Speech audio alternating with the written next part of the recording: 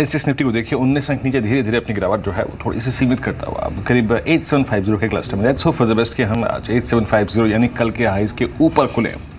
एक दो स्टॉक्स और जोड़े थे इस डिस्कशन में, जिनमें खबरें हैं और इसमें मिड कैप आईटी से अगर आप देखें हेक्सावेयर भी शामिल है और एक कल इंश्योरेंस के साथ इन्होंने एक जेवी किया है, करार किया है और लाइफ इंश्योरेंस कारोबार को सेवाएं देने के लिए इन्होंने एक करार किया है। लेकिन आई थिंक मैं जो इस डिस्कशन का पॉइंट है थोड़ा सा और बढ़ा लेता हूँ और इसका दायरा और बढ़ा लेता हूँ।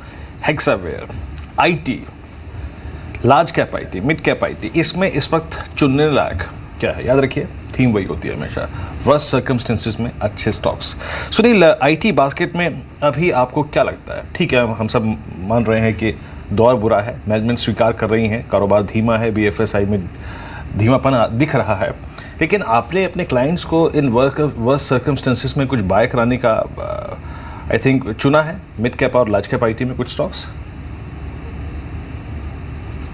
ओवरऑल सेक्टर पे आउटलुक हमारा नेगेटिव है, but stock specific definitely opportunity रहती है। लार्ज कैप में no doubt we were negative from quite some time और उसका ऑलरेडी इम्पैक्ट हमें दिखाई भी दे रहा है प्राइजेस में। पॉसिबिलिटी है कि थोड़ा बहुत और निगेटिव आए, क्योंकि Q2 के रिजल्ट्स में जो अब निगेटिवनेस है वो सामने दिखाई देगी, तो उसका इम्पैक्ट तक मेरे ख्याल से स्टॉक को थोड़ा चलना मुश्किल रहेगा। बट ओवरऑल अगर यहाँ से 2-3 साल का व्यू लिया जाए तो डेफिनेटली इनमें से कुछ एक स्टॉक्स निकल के आ सकते हैं। लार्ज कैप में टॉप टियर कंपनीज को देखा जा सकता है। स्मॉल कैप में जो हम लोग नॉर्मली एम्फेसाइज करते हैं, हमें एक डेटामेटिक्स ग्लोबल अच्छा लगता है करंट प्राइस पे। उनकी 2 सब्सिडरीज कंपनीज जो लॉस में थी वो आज की डेट में अब रिवाइव हो रही है और दैट कंट्रीब्यूट ऑलमोस्ट अराउंड 40%, तो दोनों प्रॉफिट में टर्न अराउंड हो रही है। कोर जो उनकी पुरानी बिजनेस है वो ऑलरेडी बहुत अच्छा चल रहा है, करीबन 16-17% का मार्जिन है और स्टडी मार्केट रेट का ग्रोथ आ रहा है। तो ये जो स्पेसिफिक कंपनी में जो 2 कंपनियां उनकी जो लॉस मेकिंग थी और जो आज की डेट में टर्न अराउंड हो रही है, उसका इम्पैक्ट जो आएगा वो डेफिनेटली इसको दूसरे कंपनियों से प्ले आउट कर पाएगा। तो ये कंपनी हमें नियर टर्म के लिए अच्छी लगती है। जी, इनफैक्ट आईटी की बात हुई तो टीसीएस पर भी एक खबर है, बैंक ऑफ भूटान के साथ करार किया है कंपनी ने आईटी सेवाएं देने के लिए। हालांकि कल पूरे ही आईटी स्पेस में थोड़ा सा दबाव हम देख रहे थे, 0.5% से 1.5% तक की कमजोरी इन सभी स्टॉक्स पर हावी हो रही थी। खबरों वाले शेयर्स में आप 2 स्टॉक्स और देख लीजिए। तो जीपीटी इंफ्रा छोटा स्टॉक्स है लेकिन खबर अच्छी है, कंपनी को 99 करोड़ का ऑर्डर मिला है नदन रेलवे से और 24 मंथ्स में कंपनी के ऑर्डर कंप्लीट करना है। प्रीवियस सेशन में 4.25% गेंस के साथ स्टॉक क्लोज हुआ था। एक आप देखिए नेशनल फर्टिलाइजर लिमिटेड को पानीपत में सल्फर प्लांट शुरू किया है कंपनी ने। देश का पहला ये सल्फर प्लांट है और जो टोटल क्षमता है वो 25,000 मेट्रिक टन की है। तो ये नेशनल फर्टिलाइजर लिमिटेड भी आज खबरों में रहेगा और नजर रहेगी स्टॉक पर भी। लेकिन एक स्टॉक जो कि आज इंट्राडे में आपको फायदा पहुंचा सकता है, ये जानने के लिए रुक कर लेते हैं टुडे स्ट्रेट का।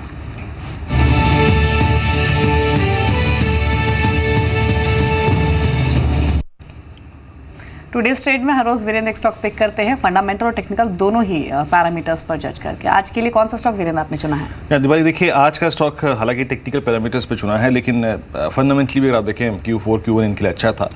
हिमाद्री स्पेशलिटी केमिकल्स अगर आप देखें आज हमने पिक किया है। कल हालांकि देखिए ये स्टॉक बहुत तेज नहीं था। आई थिंक हिमाद्री केमिकल 3720 में बंद हुआ। आप देखिए एक चीज़ मैं यहाँ बोलना चाहूँगा, देखिए ये प्लीज़ एक बार इसके आप जरा 6 मंथ चार्ट्स पे आएंगे। जून में इसका मूव शुरू हुआ 22 रुपये से, स्टॉक गया 42 पे।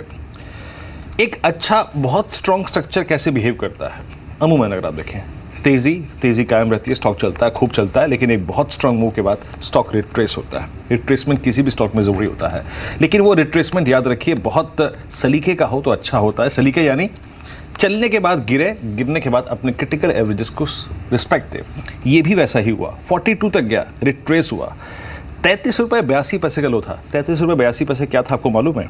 इसका 50 डे में, दैट मीन्स अपने क्रिटिकल एवरेजेस को रिस्पेक्ट दी इसने।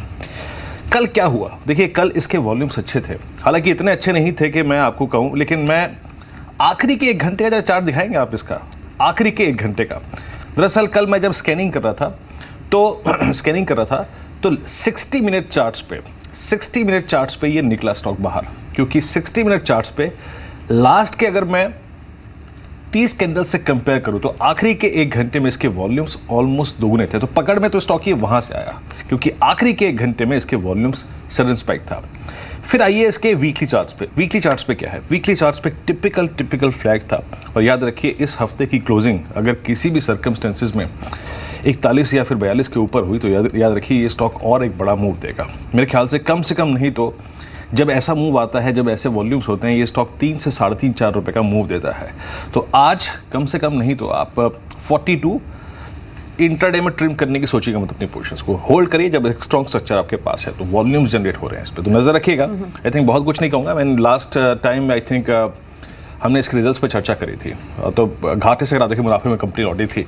आई will wait for Q2 numbers as well, लेकिन technically Deepali I mean sound structure और वॉल्यूम्स डेफिनेटली कुछ कह रहे थे। बिल्कुल, बहुत कुछ कहने की जरूरत इसलिए भी नहीं है वीरेंद्र, क्योंकि जिस सेक्टर को ये बिलोंग करता है वो बीते 5 महीने से लगातार अप ट्रेंड में है। और देखिए कल हिमाद्री केमिकल नहीं चला, लेकिन आज इसकी ओर से पार्टिसिपेशन आ सकता है क्योंकि कल के सेशन में आप देखिए पूरे ही केमिकल स्पेस में एक जोरदार बाइंग थी। और आप एग्रो केमिकल स्पेस में जिस तरह से अब कंसोलिडेशन भी शुरू हो रहा है तो जो अलग अलग पैरामीटर्स है उसमें पूरे ही सेक्टर में एक अच्छा मोमेंटम बना हुआ है। इनफैक्ट केमिकल सेक्टर की बात हो रही तो इसी पर थोड़ी सी बातचीत कर लेते हैं। सुनील, आपके कमेंट्स लेना चाहूंगी।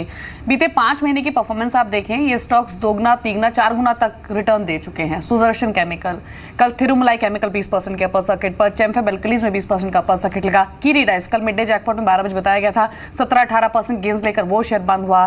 फिलिप्स, कार्बन, टाटा केमिकल, आप कोई भी स्टॉक पिक कीजिए, एक स्ट्रॉन्ग परफॉर्मर ये सभी शेयर्स रहे हैं। अब सवाल यह है कि अगर नया निवेश करना हो तो क्या इस सेक्टर को देखना चाहिए रीसेंट स्ट्रॉन्ग रनअप के बावजूद भी, या फिर प्रॉफिट्स बुक कर लेने चाहिए उन निवेशकों के जो कि हेल्दी प्रॉफिट्स पर बैठे हैं? इसमें से आपको कंपनियों को डिफरेंशिएट करना पड़ेगा। एक तो कई कंपनियां हैं जो कमोडिटी केमिकल्स की है और कई है जो स्पेशलिटी, जो रियल सेंस में स्पेशलिटी है और जिनका बिजनेस कंसिस्टेंट लॉन्ग टर्म चल सकता है। कमोडिटी केमिकल्स की कंपनियां definitely trading point of view और कई मल्टीपल जो आप बोल रहे हो उस हिसाब से इंक्रीज हुई है, वो विजिबल है और it can still go up.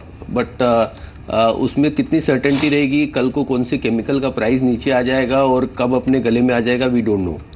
तो वो एक बहुत बड़ा रिस्क हो जाता है और जब स्टॉक ऑलरेडी 5 टाइम हो गया और उसके बाद में उसमें इन्वेस्ट करना इट बिकम वेरी डिफिकल्ट। उसमें रिस्क रिवॉर्ड रेशियो बहुत ज़्यादा खराब हो जाता है। तो मुझे लगता है कि ऐसे स्टॉक्स को जो एक रिटेल इन्वेस्टर है और जिसके पास में वो डेटा की अवेलेबिलिटी की शॉर्टेज है, तो मुझे लगता है उसे अवॉइड करना चाहिए रादर देन जो कंसिस्टेंट लॉन्ग टर्म बिजनेस है। जैसे कि स्टडी लास्ट 4 साल से 5 साल से स्पेशलिटी केमिकल की कई कंपनियां अगर आप देखेंगे तो उनके रिटर्न्स कंटिन्यूसली इंप्रूव होते जा रहे हैं, बढ़ते जा रहे हैं। जैसे एक विनती ऑर्गेनिक हम लोगों ने रिकमेंड किया था पास्ट में, ऑलरेडी स्टॉक रनअप हो गया है but still we see lot of scope in that. तो वो एक स्टॉक है जो आप अगर देखेंगे तो लास्ट अगर कई सालों से कंसिस्टेंट ग्रोथ दिए जा रहा हो और उनके रिटर्न रेशियोज भी एक्स्ट्रा ऑर्डिनरी स्ट्रॉन्ग है। सिमिलरली अगर आप देखेंगे तो नोविन फ्लोरिन, ये एक स्पेशलिटी केमिकल का बिजनेस है जो केमिकल्स फ्यूचरिस्टिक केमिकल बनाते हैं। तो नो डाउट आज की डेट में वैल्यूएशन बढ़े हैं तो कभी भी मार्केट करेक्शंस में इनकी वैल्यू अगर नीचे आती है तो ये स्टॉक्स देखे जा सकते हैं और long term point of view से लिए जा सकते हैं। मानस, आपकी टॉपिक क्या रहेगी स्पेस में? जैसे कि हमने बात करी टुडे स्ट्रीट की या फिर इस पूरे space, I mean centre of attraction, technically sound क्या लग रहा है आपको जिस पर रिस्क रिवॉर्ड रेशियो अच्छा हो? देखिए, मैं तो समझता हूँ कि लार्ज कैप में रह के टाटा केमिकल्स पे बैठ लेना चाहिए क्योंकि यहाँ पर काफ़ी समय से मेरे ख्याल से 320 रुपये से हायर टॉप से हायर बॉटम बन रहे हैं और जब भी करेक्शन आता है तो स्टॉक कहीं ना कहीं 50 दिनों के मूविंग एवरेज पे सपोर्ट लेने के बाद एक नया हाई बनाता है। कल का अगर दिन छोड़ दे उससे पहले हमें 2 दिन में हमने डिसेंट करेक्शन देखा बट कल लोअर लेवल पे फिर से बाइंग इंटरेस्ट देखने को मिला है। आप उम्मीद कर सकते हैं कि 575 के लेवल्स वापस टेस्ट होंगे, इसलिए करंट लेवल्स पे स्टॉक में एक लॉन्ग पोजीशन बनानी चाहिए जिसमें आपको स्टॉप लॉसेस 544 के नीचे रखने हैं। जी ब्रजेश, टायर स्टॉक्स लगातार मूव कर रहे हैं। कल के सेशन में भी जेके टायर, अपोलो टायर, सीएट, इन सभी में एक अच्छा मूव था और इन तीनों ही टायर स्टॉक्स में कोई एक पिक करना हो तो मैं सीएट पर खासतौर से आप एक कमेंट लेना चाहूँगी क्योंकि ये स्टॉक्स डेरिवेटिव्स में भी कंसिस्टेंटली एक्टिव रहा है और इस पूरी सीरीज में सीएट की ओर से एक अच्छा परफॉर्मेंस आया भी है। नया ट्रेड यहाँ पर लिया जा सकता है या फिर नहीं, या फिर कोई और चॉइस है आपकी टायर स्पेस से? देखिए दीपाली जी, अभी थोड़ी देर पहले आप बात कर रहे थे रिगार्डिंग केमिकल सेक्टर में। ये हिमाद्री केमिकल के बारे में मैं कुछ कहना चाहूँगा कि आप ही के माध्यम के थ्रू एक डेढ़ महीना पहले मैंने ये लगभग 32-33 के आसपास में था, वहाँ रिकमेंड किया हुआ है। अभी भी क्लाइंट होल्ड कर रहे हैं और 6 से 8 महीने के रुझान लगभग इसके 52 रुपये से 55 रुपये के आसपास में है। तो one of the very good stock to hold right now also. अगर कोई डिप आता है तभी भी आप बाइंग कर सकते हैं। रही बात आपकी टायर स्टॉक की, तो सीएट से बेटर कंपैरेटिवली अगर आप देखेंगे तो ज़्यादा अच्छा चार्ट पॉइंट ऑफ व्यू पे अपोलो टायर अच्छा लग रहा है। लगभग 213 रुपये के आसपास में ट्रेड कर रहा है। कोई डिप आता है लगभग 207, 208 या मौजूदा स्तर पे भी बाइंग करने की ही सलाह रहेगी। अच्छा सपोर्ट की बात करूं तो 200 रुपये से 202 का जो है जोन जो है वो एक अच्छे सपोर्ट की तरफ प्ले करेगा। आप उसका स्टॉप लॉस लेके चल सकते हैं। शॉर्ट टर्म का टारगेट अगर आप चाहते हैं तो लगभग 225 से 228 के आसपास में आता है, और थोड़ा अगर व्यू बड़ा है, मीडियम टर्म व्यू है, तो लगभग 240 से 250 तक के भी लेवल निकल के आ रहे हैं। तो chart point of view Apollo tyre is much better than CEAT. जी चलिए, थोड़ा सा मैं एक और बड़े अट्रैक्टिव स्पेस की बात करता हूँ। जेम्स एंड ज्वेलरी को देखिए आप, कल इस सेक्टर के मूव को देखिए। गीतांजलि जेम्स सुबह 9:15 और कुछ सेकंड से अगर आप देखें एक्टिव था, और उसके बाद अपर फ्रीज पे लग गया। आप एक डेरिवेटिव्स के स्टॉक को देखिए, पीसी ज्वेलर्स को। मैं खुद ही से कार्यक्रम में आपको 440 से बता रहा हूँ कि ये स्टॉक ओआई खींच रहा है अपनी तरफ, सब्सटेंशियल ओआई खींच रहा है, और कल ये एक सबसे स्ट्रॉन्गेस्ट ओआई गेनर था पीसी ज्वेलर्स से। ये स्पेस है, इस पर नज़र रखिए। टेक्निकली बात कर लेते हैं इस पर, और आई थिंक जो स्टॉक मुझे अब स्ट्राइक कर रहा है, जिससे मैं शायद बात करना चाहूँगा, एक बार आप प्लीज़ राजेश ये एक्सपोर्ट्स दिखाइए जरा। राजेश एक्सपोर्ट्स कल की क्लोजिंग बिल्कुल नॉर्मल है, चार्ट बिल्कुल नॉर्मल है, लेकिन जरा अगर आप इसके ईयरली चार्ट्स को देखें तो एक बड़े अपस्विंग के बाद, बड़े डाउनस्विंग के बाद ये चार्ट अब स्टेबल हो रहा है नीचे। तो रिस्क रिवॉर्ड रेशियो तलाशिएगा जाके इस स्टॉक में। ब्रिजेश, आप इसमें से जेम्स एंड ज्वेलरी स्पेस में टेक्निकली क्या पिक करेंगे? सबसे अच्छा क्या लग रहा है आपको इस वक्त? एक्सट्रीम स्ट्रेंथ या फिर रिस्क रिवॉर्ड रेशियो? किसको बाय करना चाहेंगे आप इस वक्त? वीर जी, जैसे आपने पहले ही कहा, पीसी ज्वेलर 440 से आप ट्रैक कर रहे हैं, डेफिनेटली चार्ट पे ज़्यादा बेटर लग रहा है as compared to Rajesh export से। कल के सत्र में हमने देखा है 52 वीक टॉप और ऑल टाइम टॉप लगभग 527 के आसपास का है उसका, और उसने बनाया है। मौजूदा स्तर पे भी बाइंग कर सकते हैं अगर एग्रेसिव ट्रेडिंग की अगर आप बात करना चाहें, और अगर आप पोजिशनल बैट लेना चाहें तो थोड़ा डिप आता है। लगभग 505 से 507 का जो जोन है वो एक अच्छा जोन है, आप वहाँ पर बाइंग कर सकते हैं।